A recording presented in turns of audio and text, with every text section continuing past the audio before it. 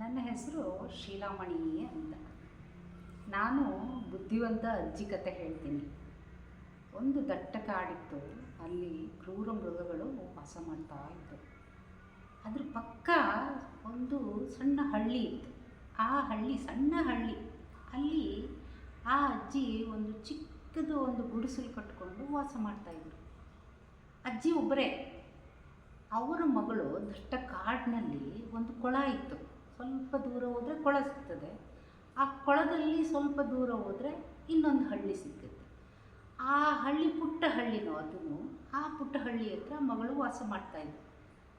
ಅಜ್ಜಿಗೆ ಒಂದಿನ ಅನ್ನಿಸ್ತು, ನನ್ನ ಮಗಳನ್ನ ನೋಡೇ ಇಲ್ಲ ನಾನು. ಮಗಳ ಗಂಡನ್ನ ಮಕ್ಕಳನ್ನ ಎಲ್ಲರನ್ನೂ ನೋಡ್ಕೊಂಬರ್ಬೇಕು ಅಂತ ಹೇಳ್ಬಿಟ್ಟು ಅಜ್ಜಿ ಏನು ಮಾಡ್ತು, ಒಂದು ಐಡಿಯಾ ಮಾಡ್ತು. ನಾನು ಹೇಗಾದರೂ ಮಾಡಿ ಈ ಕಾಡಿನಲ್ಲಿ ಹೇಗೋ ಕಷ್ಟಪಟ್ಟು ಮಗಳ ಮನೆಗೆ ಹೊಟ್ಟೋಗೋಣ ಅಂತ ಹೇಳಿ ಸ್ವಲ್ಪ ತಿಂಡಿ ಎಲ್ಲ ರೆಡಿ ಮಾಡ್ತು. ಎಲ್ಲ ಥರ ತಿಂಡಿಗಳು ಮಾಡಿಕೊಂಡು ಒಂದು ಕವರ್ಗೆ ಹಾಕ್ಕೊಂಡು ಪಕ್ಕದ ಮನೆಯವ್ರಿಗೆ ಹೇಳಿದ್ರು, ನಾನು ನನ್ನ ಮಗಳ ಮನೆಗೆ ಹೋಗಿ ಬರ್ತೀನಿ.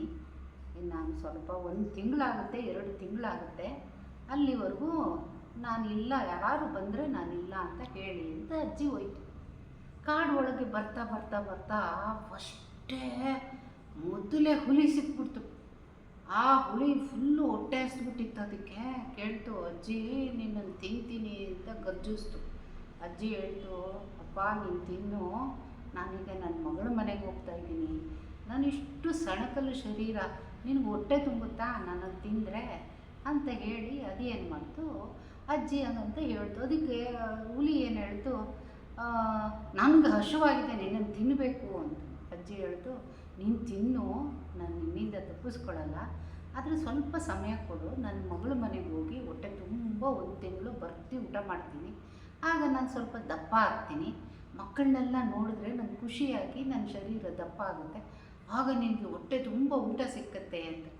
ಆಗ ಪೆದ್ದ ಹುಲಿ ಹ್ಞೂ ಅಂತ ಹೇಳ್ತು. ಆಯಿತು ಅಂತ ಅಜ್ಜಿ ಮುಂದೆ ಬಂದಾಗ ಒಂದು ನರಿ ಸಿಕ್ಕಿತ್ತು. ಆ ನರಿ ಹೇಳ್ತು, ನಿನ್ನನ್ನು ನಾನು ತಿಂತೀನಿ, ಸರಿಯಾದ ಸಮಯಕ್ಕೆ ಬಂದೆ ನೀನು ಅಂತ.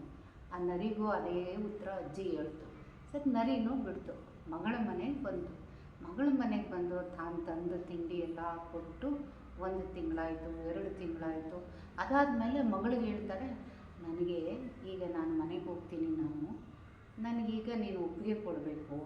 ಆಗ ಅಮ್ಮ, ನೀವು ಯಾಕೆ ಸಪ್ಪಗಿದ್ದೀರಾ, ನಿಮ್ಮಲ್ಲಿ ಏನು ಮನಸ್ಸು ನಿಮಗೆ ಖುಷಿಯಾಗಿಲ್ಲ ಹೇಳಿ ಅಂತ ಮಗಳು ಅಮ್ಮನ ಕೇಳ್ತಾರೆ. ಆಗ ಅಜ್ಜಿ ಹೇಳುತ್ತೆ, ನೋಡು, ಈ ಥರ ಬರುವಾಗ ಕಾಡಿನಲ್ಲಿ ನನಗೆ ಹುಲಿ ಮತ್ತು ನರಿ ಎರಡೂ ನನ್ನನ್ನು ತಿನ್ನಲಿಕ್ಕೆ ಕಾಯ್ಕೊಂಡಿದೆ. ಇಲ್ಲ ಅಂದರೆ ಮನೆ ಹತ್ರನೇ ಬರ್ತೀನಿ ಅಂದಿದ್ದಾರೆ.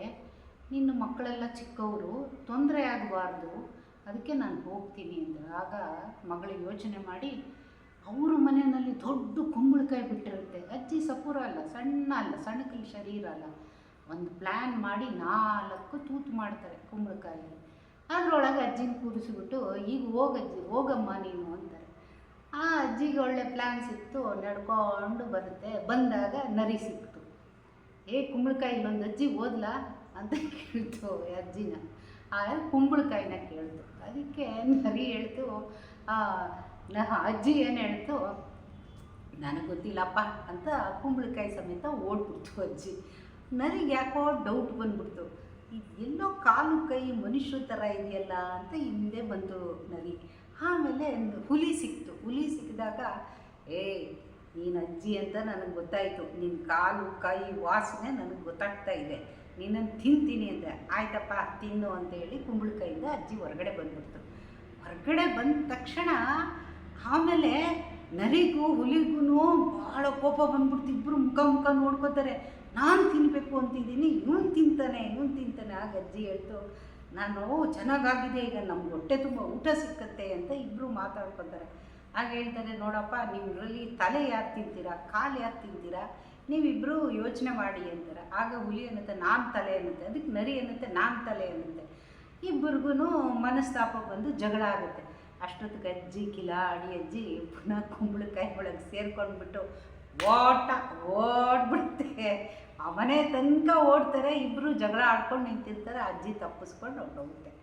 ಇದರಲ್ಲಿ ಏನು ತಿಳ್ಕೋಬೇಕಾದದ್ದು ಅಂದರೆ, ಸಮಯಕ್ಕೆ ತಕ್ಕಂತೆ ಬುದ್ಧಿಯನ್ನು ಉಪಯೋಗಿಸಬೇಕು. ಬುದ್ಧಿವಂತ ಅಜ್ಜಿಯಿಂದ ನಾವು ಕಲ್ತಿದ್ದೇನೋ ಸಮಯದಲ್ಲಿ ಬುದ್ಧಿಯನ್ನು ಉಪಯೋಗ ಮಾಡಬೇಕು, ಆಯಿತಾ.